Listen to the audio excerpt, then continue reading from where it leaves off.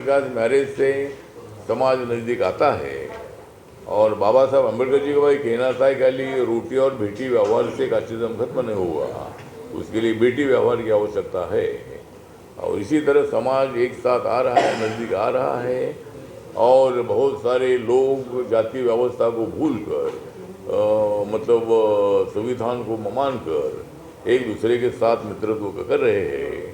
लेकिन कुछ लोगों के मन में आज भी थोड़ी मेंटेलिटी, कास्टिस्ट मेंटेलिटी है और इसीलिए ये अत्याचार होते हैं। इस अत्याचार को खत्म करने के लिए हम सब लोगों ने प्रयत्न करने की आवश्यकता है। यह मैंने जानकारी ली कि सीनियर सिटीज़न की संख्या 16 लाख है यहाँ सीनियर सिटीज़न की, और उनको 1060 to 79 1000 पेंशन दी जाती है और 80 के ऊपर के जो लोग हैं उनके लिए 3500 उनको पेंशन दी जाती है। तो इसी तरह दिव्यांग जनों को भी यहाँ 1000 पेंशन दी जाती है। तो इसी तरह यहाँ दिव्यांग जनों की संख्या 5 लाख है, ऐसा मुझे बताया है पूरे स्टेट भर में। तो दिव्यांग जनों के लिए अभी जो सेंसस होगा तो नया जो अभी 2021 का सेंसस है, तो नरेंद्र मोदी जी का मैं आभार व्यक्त करता हूँ कि नरेंद्र मोदी जी के सरकार ने जाति के आधार पर सेंसस करने का निर्णय लिया है। हर जाति के आधार पर सेंसस होगा और 21 के मुताबिक ये सेंसस होगा।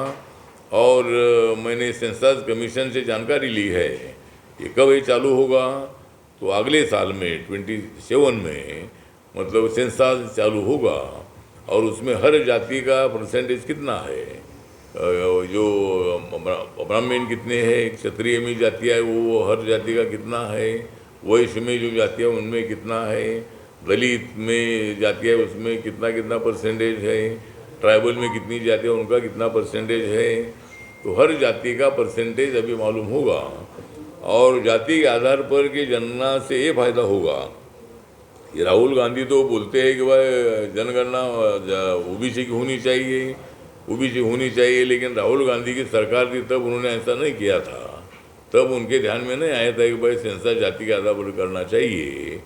आज वो बड़ी बड़ी बातें करते हैं और सेंसस होना चाहिए इसी तरह की मांग पहले करते थे, लेकिन मोदी सरकार ने ओबीसी की सेंसस की ज़्यादा मांग होती रही थी। लेकिन मैंने बहुत बार मांग किया था कि जाति के आधार पर जनगणना होनी चाहिए, उससे जातिवाद बढ़ेगा ऐसा बिल्कुल नहीं है। लेकिन टेक्निकली डिफ़िकल्टी थी कि संविधान ने 17 आर्टिकल के मुताबिक कास्टिज्म को खत्म किया है, फिर जाति के आधार पर जनगणना करेंगे, ऐसा एक प्रॉब्लम था। लेकिन सरकार ने उस पर निर्णय ले लिया है। तो एक निर्णय बहुत बड़ा निर्णय है और आज अपना देश विकास की दिशा से आगे बढ़ रहा है और रोड अच्छे बन रहे हैं और यहाँ पूरे देश भर में अभी जो बिहार में इलेक्शन है तो बिहार का काया पलट हो चुका है। बिहार में नीतीश कुमार जी के नेतृत्व में 20 सालों में अच्छा डेवलपमेंट हुआ है।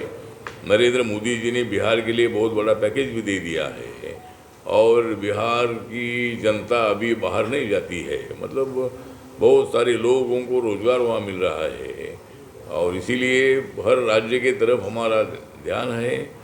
ज़रूर यहाँ बीजेपी की सरकार नहीं थी, अभी बीजेपी की सरकार आई है। कई साल तक, शायद 22 साल तक हमारी नवीन पटनायक साहब की सरकार रही और नवीन पटनायक बहुत अच्छे आदमी थे। वो हमारे साथ इंडिया में पहले अटल बिहारी वाजपेयी की सरकार में वो मंत्री थे और बिजू जनता दल के नेता बिजू पटनायक जी, इनका सोशलिस्ट मूवमेंट में बहुत बड़ा योगदान रहा है।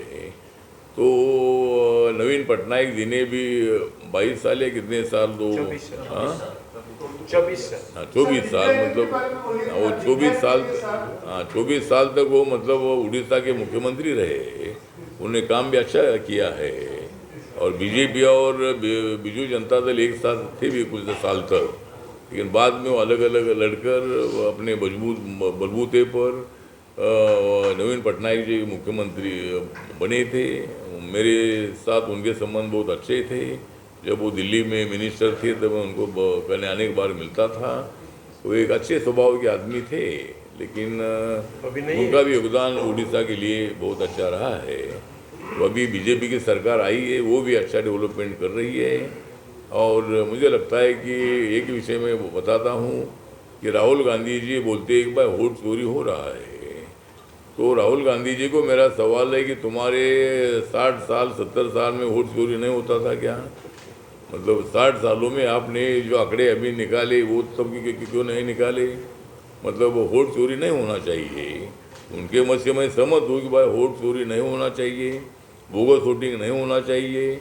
जरूर इलेक्शन कमीशन ने उनके तरफ ध्यान देना चाहिए, लेकिन इलेक्शन कमीशन बीजेपी के कहने पर चलता है, ऐसा आरोप लगाना ठीक नहीं है।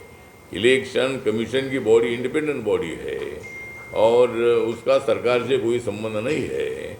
तो इसीलिए सरकार पर आरोप लगाना ठीक नहीं है। लेकिन जब लोकसभा में उनकी सीटें ज़्यादा आई तब हमने ऐसा आरोप नहीं लगाया कि भाई उन्होंने वोट चोरी किया था, उन्होंने बोगस वोटिंग किया था। हमने तो यही बोला कि भाई उन्होंने संविधान का प्रचार किया, संविधान बदलेगा, आरक्षण जाएगा, इसीलिए हमारा भारी नुकसान हुआ। हम 400 सीटों तक हम पहुंचने वाले थे, लेकिन हमें काफ़ी कम सीटें मिली। लेकिन उसके बावजूद भी नरेंद्र मोदी जी तीसरी बार प्रधानमंत्री बने हैं और चौथी बार भी 29 में भी नरेंद्र मोदी जी प्रधानमंत्री बनेंगे, ऐसा मुझे पूरा विश्वास है।